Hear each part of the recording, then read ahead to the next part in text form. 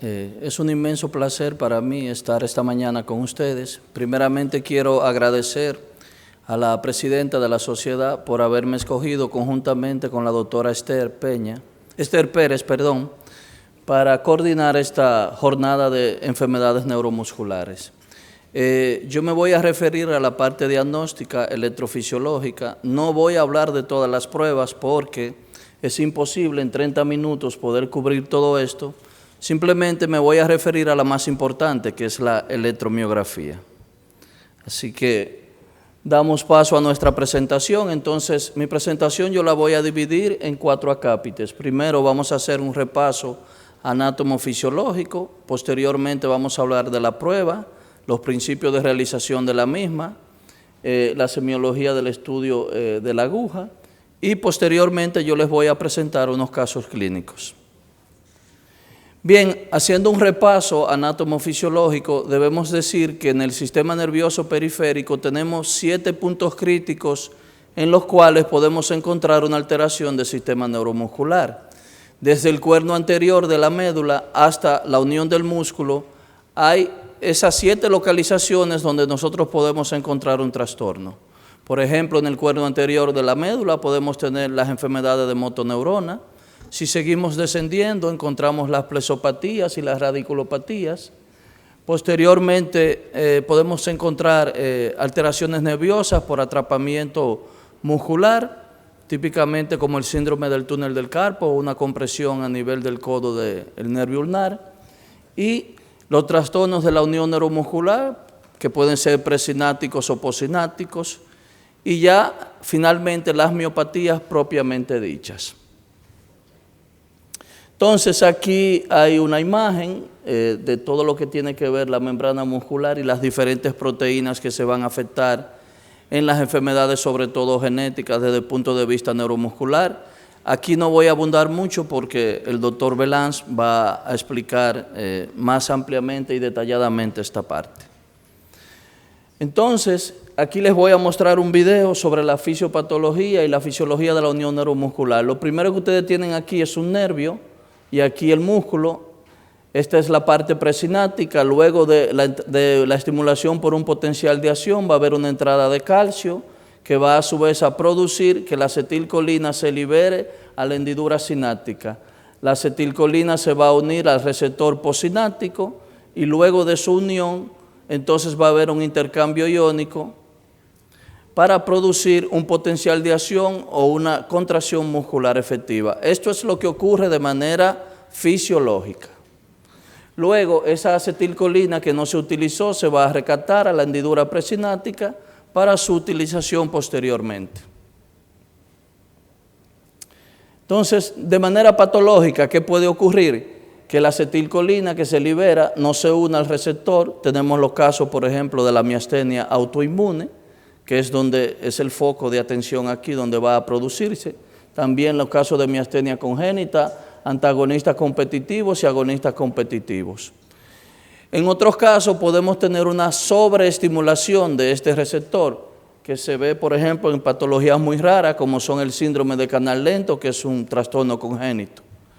En otras ocasiones hay una liberación de neurotransmisores, pero en el punto presináptico. O sea, aquí vamos a tener este canal que está afectado, que tiene que ver con la entrada de calcio, y se produce el síndrome de Eaton-Lambert. Y finalmente, los trastornos que tienen que ver con la liberación de la acetilcolina, como son el botulismo, y aquí actúa también la toxina botulínica.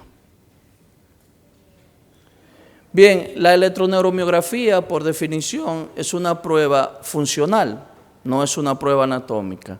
Entonces, es una técnica que sirve para explorar el sistema nervioso periférico, la parte muscular y los nervios propiamente dicho. ¿Qué comprende esta prueba? Va a comprender 2 partes. La prueba de estímulo-detección, que son las neurografías. Aquí vamos a estudiar la neurografía sensitiva, velocidades de conducción motoras sensitivas, y luego, posteriormente, vamos a hacer la detección o el examen de la miografía o el examen a la aguja. Entonces, el material que utilizamos es el siguiente. Vamos a colocar un electrodo de recesión aquí en el vientre muscular. Entonces ese es el electrodo activo, este es el electrodo de referencia. Voy a estimular aquí un nervio a nivel distal y coloco un electrodo de tierra que regularmente debe ir entre la estimulación y el electrodo de recesión. Entonces, en cuanto a la conducción nerviosa motora o las velocidades de conducción motora, ¿cómo se realiza la técnica? Vamos a estimular un nervio motor en un punto proximal y en un punto distal. Entonces, como ustedes pueden apreciar aquí, se estimula en un punto distal y en un punto proximal. Se colocan electrodos a nivel del vientre muscular, un electrodo activo en la masa muscular y un electrodo de referencia a 2 centímetros de distancia entre el electrodo activo. Es lo mismo aquí en esta gráfica. Aquí tenemos donde se coloca el electrodo de recesión. Aquí vamos a tener el electrodo activo y aquí el electrodo de referencia. Entonces hacemos una estimulación distal y una estimulación proximal. Aquí vemos la velocidad de conducción del nervio mediano, cómo se realiza. Este es el estímulo distal y aquí se realiza el estímulo proximal. Se va a medir la distancia entre ambos puntos para poder calcular la velocidad de conducción, que la máquina lo hace de manera automática. Bien, ¿cuáles son los parámetros que vamos a evaluar en una velocidad de conducción motora? Son varios. Vamos a evaluar la latencia, vamos a evaluar la amplitud, la superficie y la duración de este potencial. Dependiendo de las alteraciones que encontremos, vamos a sugerir una patología u otra, ya sea desmielinizante o ya sea una alteración axonal propiamente dicha, o en algunas ocasiones podemos encontrar trastornos mixtos. Ya en lo que tiene que ver con las velocidades de conducción sensitiva, aquí se realiza el análisis de un nervio sensitivo, pero en vez de registrar en un músculo, en un vientre muscular, vamos a registrar la respuesta en el mismo trayecto del nervio. Estas respuestas son mucho más sensibles que las respuestas motoras porque se pueden alterar muy fácilmente. Y los criterios que vamos a analizar aquí son la amplitud del potencial, la latencia y la velocidad de conducción. Entonces, para realizar esta técnica tenemos 2 pruebas específicas o 2 técnicas específicas, que son el método antidrómico y el método ortodrómico. El método ortodrómico no es más que hacer una estimulación distal y colocar electrodos en un punto proximal para recibir esa respuesta que estamos buscando. O sea que va en el sentido fisiológico de la conducción nerviosa. Por su parte, el método antidrómico es diferente. Es un método donde yo estimulo en un punto proximal y registro más distal. Aquí les muestro unos ejemplos. Por ejemplo, aquí pueden ver la estimulación ortodrómica. Este es el electrodo estimulador, aquí el electrodo de tierra y aquí se colocan los electrodos de recesión. Si es la técnica antidrómica, es a la inversa. Yo estimulo aquí desde adentro hacia afuera y registro en la parte distal con un electrodo de tierra. Bien, otro método de exploración, pero ya de la parte proximal de los troncos nerviosos, son las ondas F, que como les dije va a estudiar la parte proximal. Aquí se produce una estimulación a nivel distal que va a remontar hasta el cuerno anterior de la médula y por vía antidrómica va a bajar. Si hay un punto de obstrucción en algún lugar, entonces vamos a ver que estas ondas o pueden perderse o pueden prolongarse. Se ven afectadas sobre todo en las lesiones radiculares y en las patologías desmielinizantes. Entonces aquí a la izquierda tenemos una onda M, que es la onda del registro muscular directo, y ya la respuesta tardía, que es la onda F. Bueno, existen muchísimas pruebas que dentro de la electroneuromiografía podemos realizar, como son la neurografía de nervios craneales, la estimulación repetitiva, el Blink reflejo, el reflejo H, el estudio de fibra único, el Torsion Amplitude. Hay muchísimas pruebas que se pueden realizar dentro de sí mismas. Va a depender del software que tenga el operador o el médico que esté realizando la prueba y la necesidad de la estrategia diagnóstica que tenga que realizar. Ya en lo que tiene que ver con el estudio de la miografía o el estudio de la aguja propiamente dicho, aquí vamos a registrar la actividad en reposo de un músculo y luego de una contracción muscular para ver el patrón de reclutamiento temporoespacial. Entonces insertamos una aguja en un área muscular, regularmente una aguja de tipo concéntrica, pero también puede ser bipolar. Esa aguja me va a registrar la actividad de ese músculo, primero en reposo. Normalmente en reposo un músculo no debe tener ningún tipo de actividad. Y luego vamos a ver el patrón de contracción. Entonces, desde el punto de vista fisiopatológico, ¿qué podemos encontrar en un reclutamiento temporal? Dos alteraciones básicas, que el patrón sea neuropático o que sea un patrón miopático. Aquí a la izquierda debajo tenemos un trazado neuropático donde el reclutamiento temporoespacial de las unidades motoras no ocurre de manera efectiva. ¿Por qué? Porque regularmente hay un corte de la zona de una de las unidades motoras o de varias, y entonces por más que el paciente haga fuerza, no va a haber ese reclutamiento temporoespacial en el tiempo y el espacio. Muy diferente a lo que pasa en una miopatía. Aquí el nervio funciona, pero el músculo no. Entonces hay una destrucción de las fibras musculares y por ende nosotros vamos a encontrar trazados que son de baja talla, que tienen una duración breve y que son polifásicos en su mayoría. Bien, vamos a pasar ahora a los casos clínicos. El primer paciente es un paciente de 10 años de edad que vino de Estados Unidos. Él vivía en New York. Su madre lo trajo porque él tenía dificultad para subir escaleras y lentitud para relajar los músculos. La historia clínica siempre es predominante para uno saber un diagnóstico. Siempre debemos tenerla en cuenta. Lentitud para relajar los músculos. Este paciente había sido visto en 3 hospitales en Estados Unidos, uno en New Jersey, otro en New York y otro en Boston.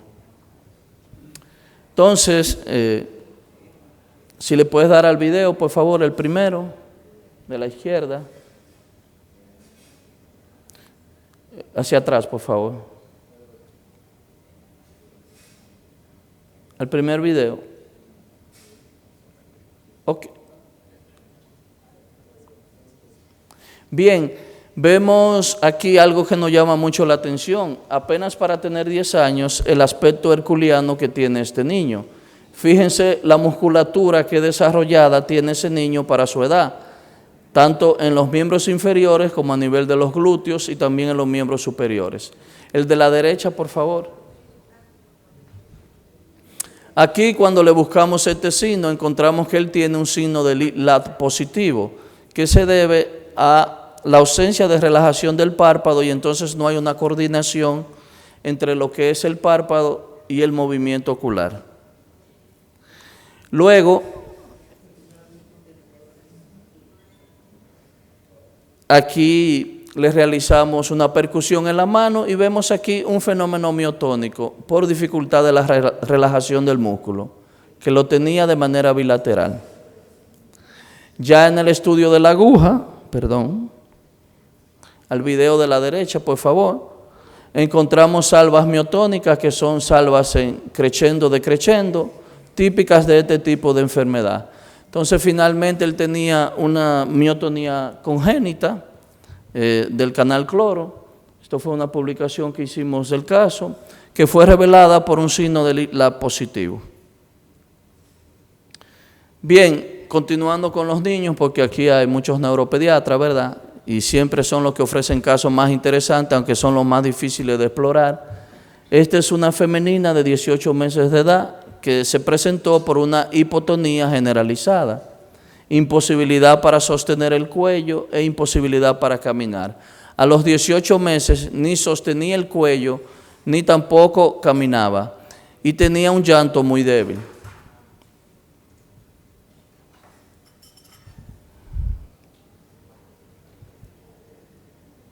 Como ustedes pueden ver aquí en el video de la derecha, yo la voy a sostener ahora y fíjense cómo la niña está hipotónica o flácida de manera generalizada, no puede subir el cuello.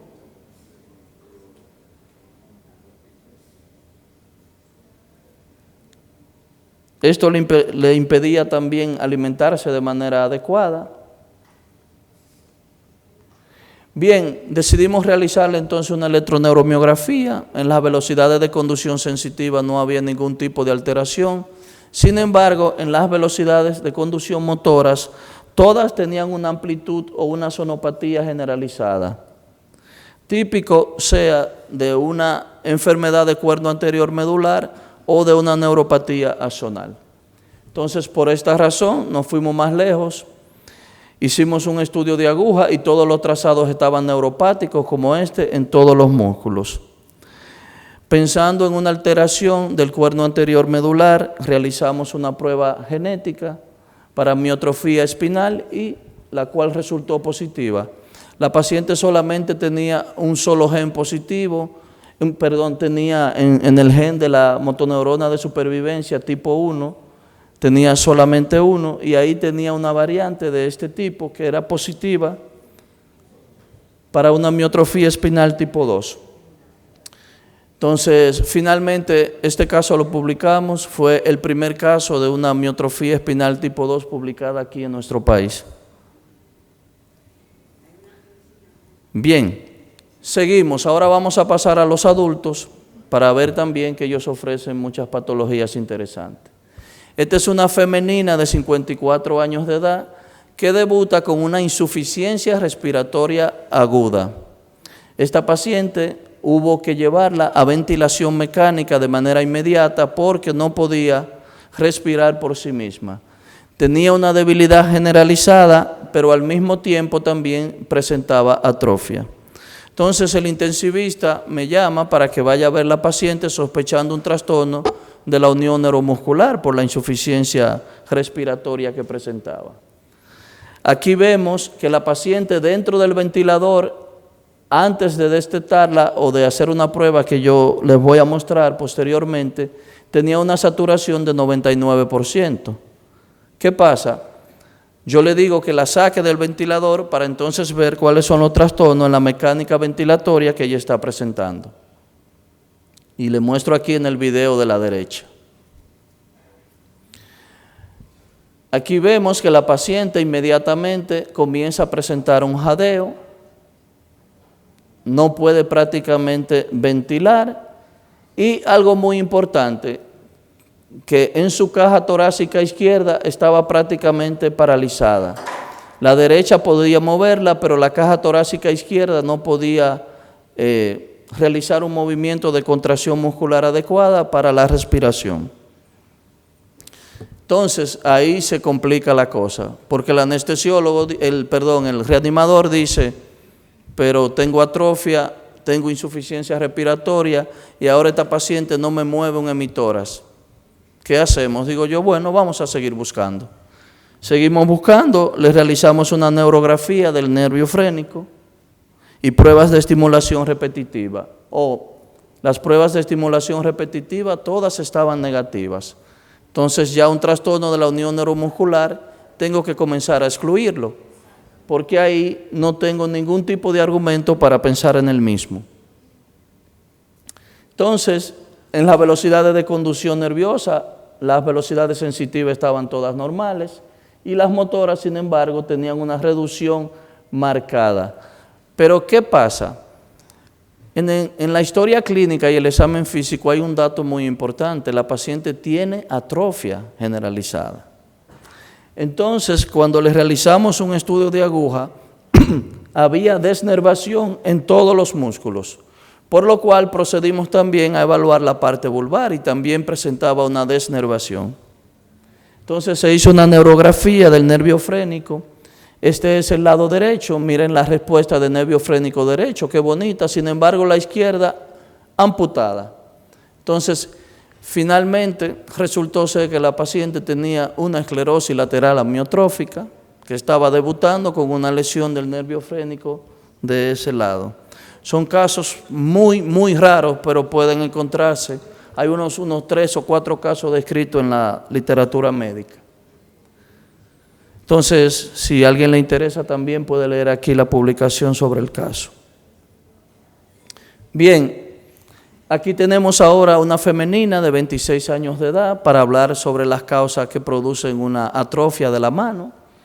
Ella presenta una atrofia progresiva de la mano derecha, sin aparentemente causa, pero también tiene parestesias en la cara interna del antebrazo derecho y episodios transitorios de pérdida de la conciencia. O sea, cosas que no se relacionan una con otra, porque hay síntomas motores, síntomas sensitivos, pero también hay alteración de la conciencia.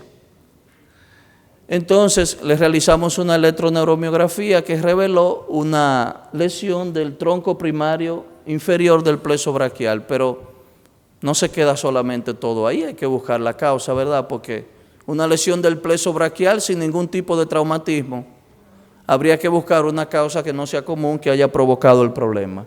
Y procedimos a hacer las exploraciones. Aquí hicimos una radiografía simple de cuello que puede aportar muchas cosas. Tenemos dos salientes de dos costillas de Eva o cervicales que no se ven muy bien aquí, que salen de este lado, sobre todo del lado derecho. Ella nació con eso. Esa misma costilla provocaba una compresión aquí a nivel del tronco primario inferior del plexo braquial. Y mírenla aquí qué bonita se ve, ¿ok? En la angiotac. Y aquí vemos entonces, como la paciente tenía alteración de la conciencia, había que hacer un estudio vascular, a ver si había un fenómeno que estaba provocando este daño. Entonces, esta es la arteria subclavia y ustedes pueden apreciar aquí el músculo escaleno medio que está comprimiendo la misma y está cerrando la luz. Entonces, por eso, cuando ella realizaba algún movimiento brusco, venía un fenómeno de Still y entonces ella perdía el conocimiento. Bien, la paciente se decidió operar por el doctor Adriano Valdés Russo, a él los créditos de estas imágenes. Ese es el músculo escaleno ahí que estaba hipertrofiado, él lo quitó y lo liberó. Y también encontró en el transquirúrgico que había una banda fibrosa que cruzaba el tronco primario del plexo braquial que también comprimía el mismo. Finalmente, este caso lo publicamos conjuntamente con otros dos casos más, que son muy raros que podamos encontrarlos. Los otros eran puramente neurológicos sin alteración vascular.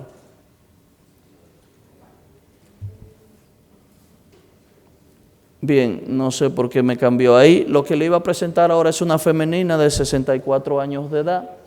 Esta paciente venía por dolor tipo radicular, lumbar irradiado al miembro inferior izquierdo. Para que ustedes vean que a veces las causas de una alteración radicular no son siempre las típicas, como esas compresiones discales que nosotros tenemos. Fíjense aquí qué bonito, ahí tenemos una lesión por un schwannoma. Miren ahí el cordoncito cuando cantó contraste. Ella tenía una radiculopatía secundaria a ese schwannoma. Bien, finalmente el último caso ya para terminar la presentación. Entonces, aquí tenemos un masculino de 45 años de edad que venía por un déficit para cerrar la mano, dificultad para agarrar los objetos, pero también tenía diplopia y ptosis, cosas que no se relacionan unas con otras. Entonces, aquí vemos en la mano derecha, él no puede realizar el movimiento de círculo o de cero, hay una atrofia del antebrazo y una dificultad para cerrar también la mano. Pero clínicamente también tiene esto. Perdón. El video, por favor. Este es un paciente que me refirió el querido doctor Bruno Rosario. Fíjense las alteraciones que tiene en todas las direcciones de los movimientos oculares el paciente. Prácticamente hacia todas las direcciones, derecha, izquierda, hacia arriba, hacia abajo. Bien, le realizamos una prueba de electroneuromiografía. Encontramos una lesión del nervio interóseo anterior, que es una rama motora distal del nervio mediano, encargada de cerrar la mano, y alteraciones típicas sugestivas de un trastorno de la unión neuromuscular. Pero, ¿qué puede provocar esa lesión de ese nervio interóseo anterior? Al sospechar la misma, como el paciente no tenía ninguna historia de trauma, había que pensar en una causa inhabitual. Entonces procedimos a realizarle una resonancia del antebrazo y encontramos esto. Aquí ustedes pueden ver la cabeza en la membrana interósea de un músculo accesorio o músculo de Ganser que se forma en esta parte para posteriormente insertarse en la base del pulgar. O sea, él nació con una variante anatómica de un músculo que le provocaba esa compresión de ese nervio. Se decidió operar para efectivamente poner en evidencia la alteración. Aquí, ese es el nervio interioso anterior, esa pequeña rama blanca que ustedes ven ahí, estaba embebido o comprimido por ese músculo accesorio. Luego de la liberación del mismo, entonces ya ustedes ven que el trayecto del nervio queda libre. Entonces, como sospechamos un trastorno de la unión neuromuscular y se mandaron a hacer anticuerpos, antirreceptor acetilcolina que resultaron positivos, entonces obtuvimos esto posterior al tratamiento. El video de la derecha, por favor. Ese mismo paciente que ustedes vieron que ahorita tenía todas las alteraciones, ahora está así.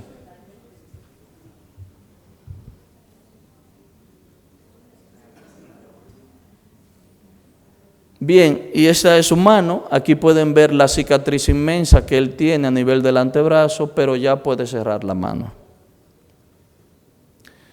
Este caso lo publicamos como una patología muy rara, en el cual confluyen 3 alteraciones neurológicas que hasta ahora no han sido descritas así en la bibliografía médica, porque son cosas que no se relacionan una entre otras, sino que uno buscando entonces encontró los diferentes tipos de patologías. Finalmente, quiero concluir mi presentación diciendo lo siguiente, que la electroneuromiografía es una técnica esencial para estudiar las patologías del sistema nervioso y sobre todo que es una técnica complementaria. Usted debe apoyarse de la historia clínica y sobre todo de las imágenes. Cuando usted tenga que ir donde el profesor Paliza a discutir algo de una imagen, dése su viaje por allá y su vuelta, porque él le va a explicar las cosas que usted requiere para aclarar su diagnóstico. El radiólogo siempre le puede dar un gran apoyo en la parte que tiene que ver con la búsqueda de la etiología. Esta prueba permite diferenciar las patologías en razón del sitio de la lesión y sobre todo requiere una metodología muy rigurosa para realización. No puede ser realizada por cualquier persona que no tenga un entrenamiento adecuado, porque entonces probablemente los diagnósticos van a ser más errados que la certeza que uno pueda encontrar. Hasta aquí mi presentación y espero que haya sido lo más didáctico posible y les haya gustado. Gracias.